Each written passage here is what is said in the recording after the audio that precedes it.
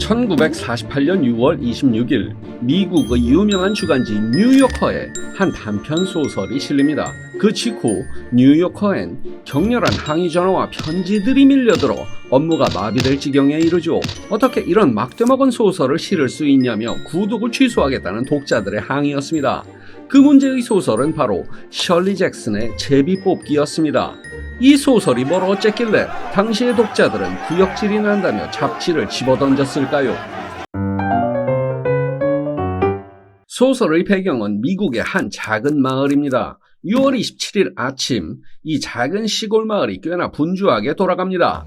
남자아이들은 돌멩이를 주워 돌무더기를 만들고 뒤를 이어 모든 마을 사람들이 모이죠. 오늘은 1년 중 가장 중요한 행사인 제비뽑기가 열리는 날입니다. 마을 광장엔 제비뽑기를 위한 검은 상자가 준비됩니다. 행사의 사회를 맡은 서머스 씨가 행사를 시작하려는 찰나 뒤늦게 누군가 뛰어옵니다. 빌 허친슨의 부인인 태시 허친슨입니다. 오늘이 그날인지 까맣게 잊었지 뭐야 라며 멋쩍은 변명을 합니다. 마을 사람들이 다 모인 것을 확인한 서머스 씨가 본격적으로 제비뽑기를 진행합니다. 순서는 이렇습니다. 먼저 당첨 가족을 뽑고 다음 그 가족 구성원만 따로 제비뽑기를 해 최후의 당첨자를 뽑는 것이죠. 각 집안의 대표가 앞으로 나와 상자 속에 담긴 제비를 뽑습니다. 사람들이 제비를 뽑는 가운데 애덤스 씨가 마을의 최고 연장자인 워너 영감에게 요즘 제비뽑기 행사를 없앤 마을들이 많다는 말을 합니다. 그러자 워너 영감이 이런 미친놈들! 이라며 버럭합니다.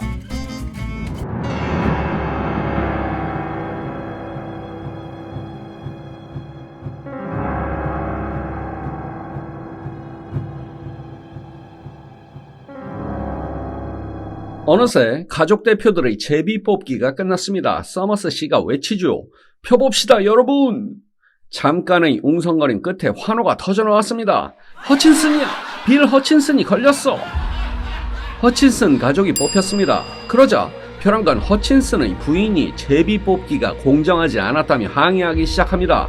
하지만 마을 사람들은 허친슨 부인의 항의를 깨끗이 무시하죠. 남편인 빌마저도 부인을 말립니다. 사회자가 당첨된 허친슨 가족을 불러 최종 제비뽑기를 진행합니다. 허친슨 가족 수에 맞춰 5장의 제비를 상자에 넣고 마지막 제비뽑기를 하죠. 아이들 모두 하얀 백지를 뽑았습니다. 빌 허친슨 역시 하얀 백지입니다. 태시의 종이에만 검은 동그라미가 그려져 있습니다.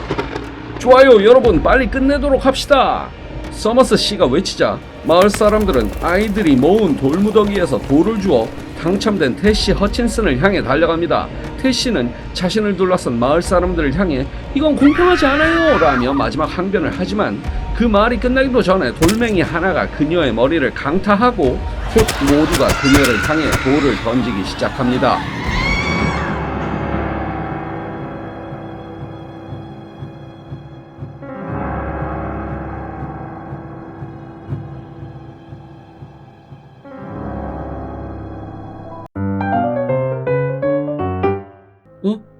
이게 뭐지? 그러니까 마을 사람들이 하하호호 축제를 벌이며 한 사람을 뽑아서 죽였다는 거잖아. 아무 이유 없이. 그리고 그런 짓을 전통처럼 한다는 거잖아. 이 소설을 처음 읽었을 때 너무 혼란스럽고 이해도 안 가서 그 자리에서 몇 번을 더 읽었던 기억이 납니다. 이 소설은 호러 소설로 분류되지만 소설을 읽고 난 후 느껴지는 감정은 단순한 공포뿐만이 아닙니다. 저의 경우엔 공포보다는 일종의 무력감에 가까운 감정이 들었습니다. 일단 허친슨 부인이 죽음에 이르는 과정이 너무 허술하다는 점이 허탈감과 무력감을 안겨줍니다. 의자에 대충 얹혀놓은 제비 상자에서 연필로 대충 표시한 제비를 뽑아 희생양을 결정하고 아이들이 주워온 돌멩이로 그 희생양을 죽이는 과정엔 그 어떤 엄숙함도 없습니다. 한 사람의 생명을 빼앗는 중대한 사건에 이르는 과정이 너무 무심합니다. 때문에 이를 읽는 독자는 인간의 존엄성 따위의 개념이 깡그리 사라진 세계를 유사 체험하며 깊은 허탈감에 이르게 됩니다. 두 번째 무력감의 원인은 이 소설이 묘사하고 있는 시골 마을의 일상 때문입니다. 밝고 따뜻하고 활기찬 마을 분위기, 서로 친절하게 인사하고 가벼운 농담을 주고받을 정도로 가까운 사람들, 해맑게 뛰어노는 아이들까지 이들의 일상이 너무 압도적인 까닭에 캐시 허친슨의 죽음이 마치 아무것도 아닌 것처럼 느껴질 정도입니다.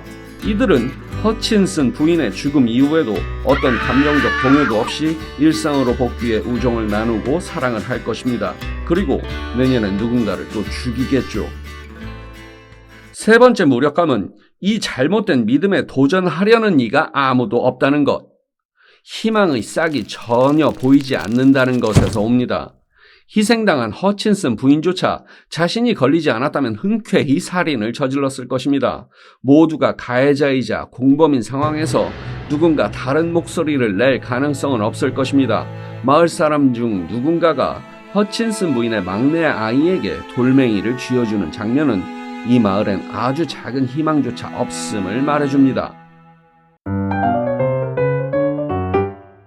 그런데 미국의 독자들은 왜 이 소설을 향해 온갖 비난을 쏟아냈을까요? 좀 충격적이긴 하지만 소설일 뿐인데 말이죠.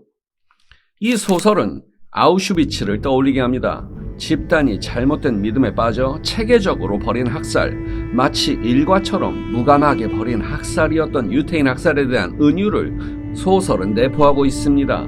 이 소설이 최초 발표된 해는 2차 세계대전이 끝난 지 얼마 지나지 않은 1948년이었으니 그 기억은 더욱 쉽게 자극되었을 것입니다. 미국인들은 2차 세계대전을 미국이 나치라는 악마로부터 유럽을 구한 전쟁이라고 인식하고 있었습니다. 게다가 나치의 유태인 학살 전모가 속속 드러나며 독일인들이 악마화 될수록 미국인들은 스스로를 악마의 반대편에 위치 지으며 도덕적 우월감을 갖게 되었죠. 그러던 차에 셜리 잭슨이 미국의 시골 마을에서 벌어지는 일상적 살인극을 발표한 것입니다. 이 소설은 영웅적 정의감에 도취되어 있던 미국인들을 비웃으며 이렇게 물은 것입니다. 너희들은 다를 것 같아?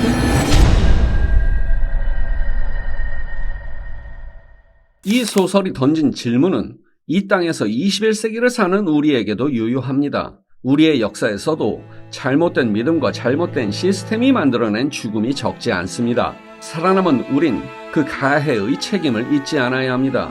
그리고 우리의 체제가 또 만들어낼지도 모르는 악행을 감시해야 할 의무 역시 기꺼이 져야 합니다. 그런 점에서 이 소설은 누구나 꼭 한번 읽어보셨으면 좋겠습니다.